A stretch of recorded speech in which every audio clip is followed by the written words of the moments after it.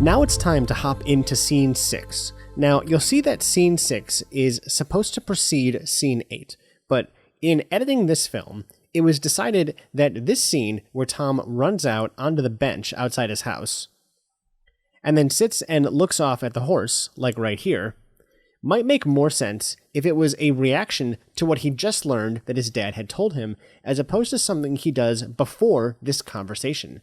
And so the order of these scenes was actually swapped. So we're going to go ahead and respect that order by putting the scene where Tom looks at the horse longingly after the scene where he learns from his dad that they are in fact leaving in a couple days. Now, we didn't make a line breakdown for scene 6 because there really isn't a lot of action to break down in a way that would make sense for a line breakdown. There's no dialogue. It's simply just Tom running, jumping on the bench here. We'll take a look at what that looks like, which is this.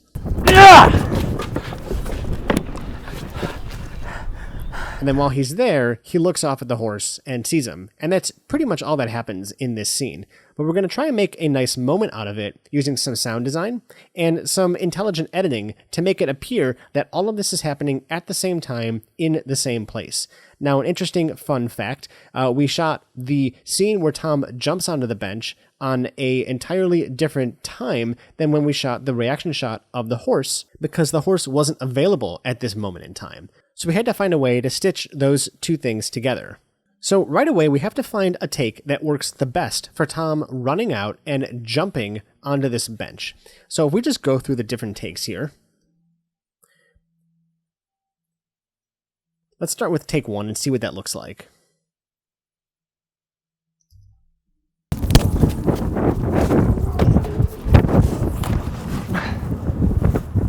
Whoa, I knocked. And there's a lot of stuff that is just not working of this shot. And if you take a look, we went down and ended up doing something like take 8. Now, I'm not sure where takes 6 and 7 were. They might be mixed into take 5.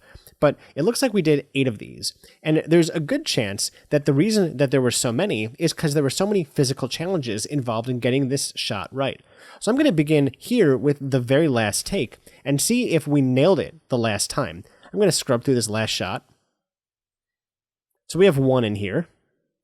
It looks like we reset, did this a second time, and then possibly even reset and did it a third time. Now this third time is the very last time that we did it. I'm just going to check it out, make an in point.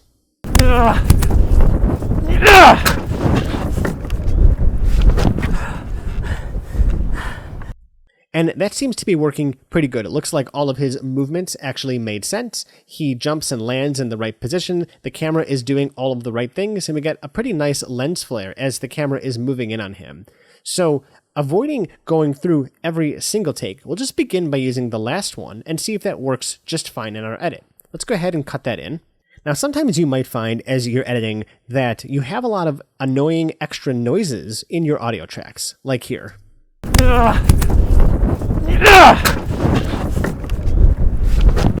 You might get a file with multiple audio tracks as you're working with it, and that may be that the audio was recorded from several different devices and then mixed together. And so sometimes it can help you as an editor to try to isolate which one of those audio tracks is the best one and remove the ones that aren't really working.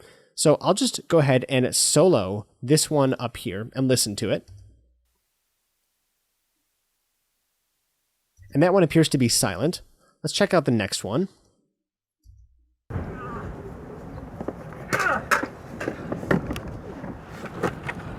So that's not too bad. Let's check out the third one.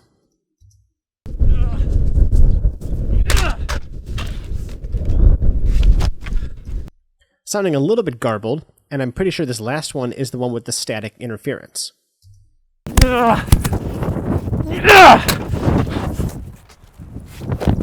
So that one is not sounding too great.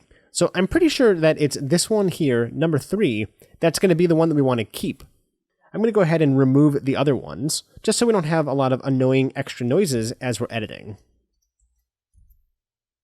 Now we're going to tweak this later, but sometimes it's good as you're making your initial rough cut to avoid having lots of extra technical issues so that it's not distracting to watch as you're trying to get the flow of the scene in your mind.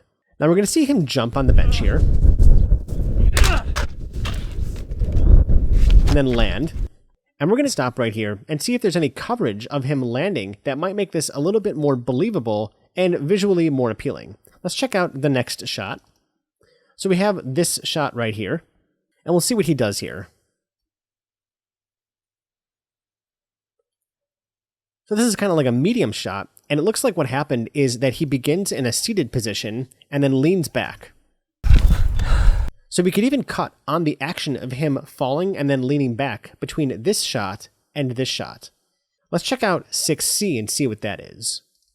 Now this is pretty cool. This is a nice tight close-up of him, and maybe we'll get lucky and he'll do a very similar action of leaning forward and then falling back.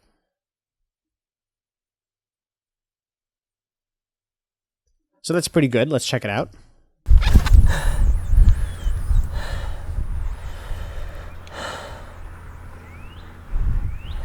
Now, obviously, there's some focus issues here, but we can see if there's other moments where he leans forward and falls back, because this might be a really good shot to cut to from here to here. So we go from a nice wide perspective of where he is into a nice, close, emotional close-up of him.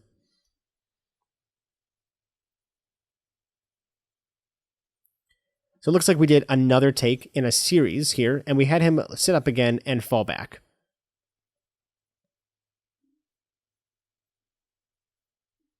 So we can make an endpoint in the middle of his movement here.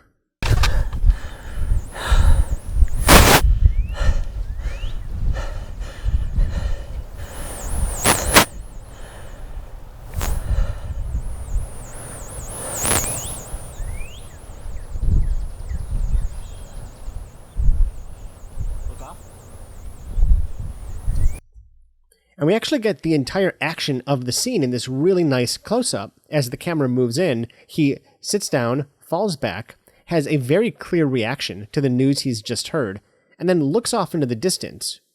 Let's go ahead and cut this into our timeline here, just as he's sitting down on the bench.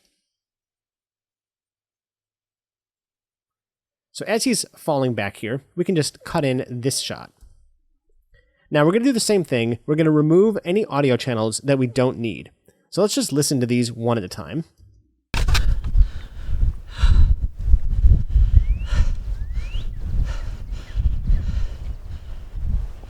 So we're definitely hearing the breathing, which is good. And there's a little bit of wind noise that we might be able to clean up later. Let's check out track number 2. Now this one's definitely bad. There's lots of interference noises. And we can see that tracks 3 and 4 are both blank. There are no waveforms in them. So I'm going to go ahead and remove this, this, and this here. And we'll just put these back to back together so that if we do want to do some crossfading between them, it'll be really easy to do that. Now let's see how that edit actually plays out between the two shots.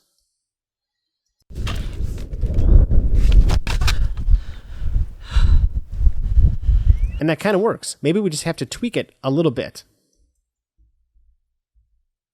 Maybe he needs to be a little bit more upright here at the beginning and a little more upright here.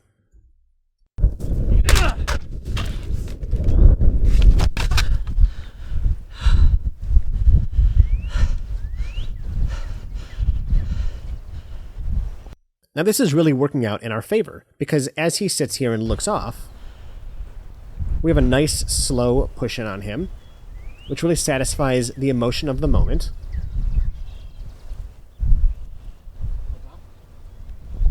And then he looks off. So maybe there is a reaction shot that we can cut to as he's looking off here. Now I know as we looked at our footage earlier, there was something from the side, like right here. I'm going to look at the very back of the last take of this and see if there's a really nice reaction in here somewhere that's going to work for us.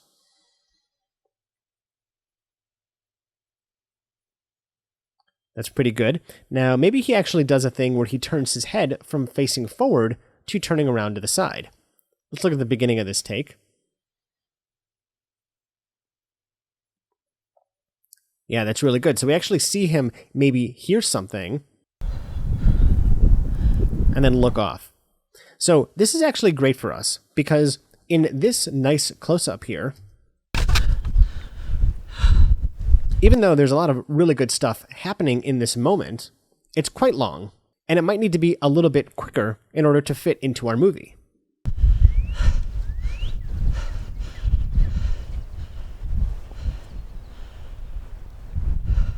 So there seems to be a moment in here where everything kind of dies down. The breathing slows down a little bit, and it feels like we've already kind of run the gamut of the emotion that's happening in this moment. And so it might be good to not wait for the natural moment where he actually turns his head and cut in that moment from this shot so that we can get to it a little bit more quickly. Let's go ahead and cut that all in now. We're just going to interrupt this shot right here. And we're going to remove the rest of this shot. And we'll do the same thing with the audio. We'll find the good audio track here. That one's pretty good. And then maybe this one down here.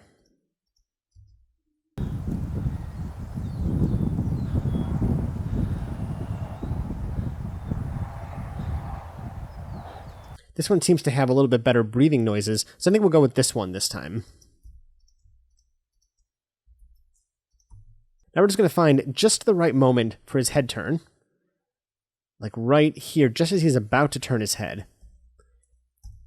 And we'll clean all this up, and we'll watch that played back.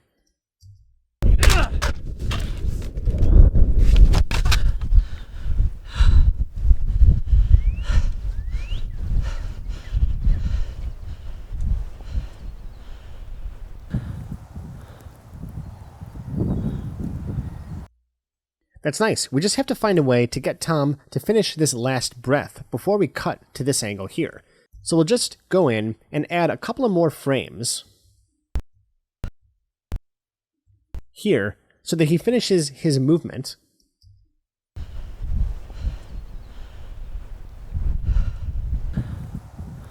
Maybe we'll just get rid of that little mouth close movement. So right here, and we'll sort of clear that out. And this should all cut together very nicely now.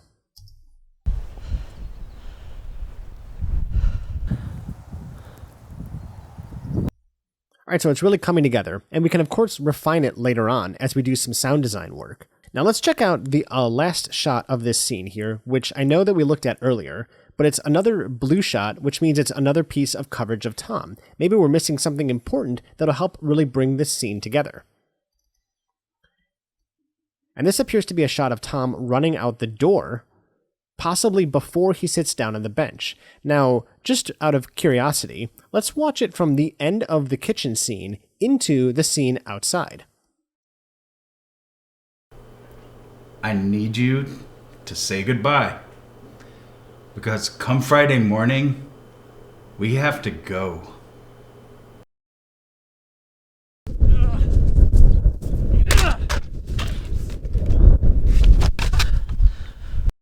So I think that this shot here is actually going to be really helpful for us, because if you look at the way that our scene is currently cut together, Tom goes from almost 0 to 60 in no time flat. So let's go ahead and bring in some of this movement from Tom. We'll start right in the middle of his action. And then we'll just bring this in between the beginning of the bench scene and the end of the kitchen scene. Now let's see how that all plays out with this shot in between. I need you to say goodbye. Because come Friday morning, we have to go.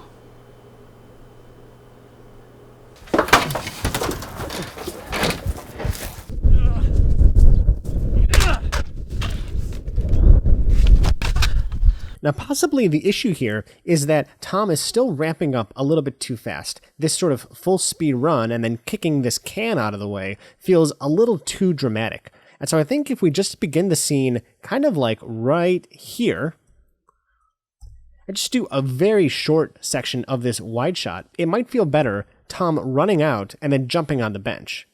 And just to sort of add a little bit more of the exterior scene into the interior scene, I can take some of the audio here, overlap it just a little bit, and add just a nice crossfade, just to kind of overlap into it so we don't feel like it comes out of nowhere. I need you to say goodbye. Because come Friday morning, we have to go.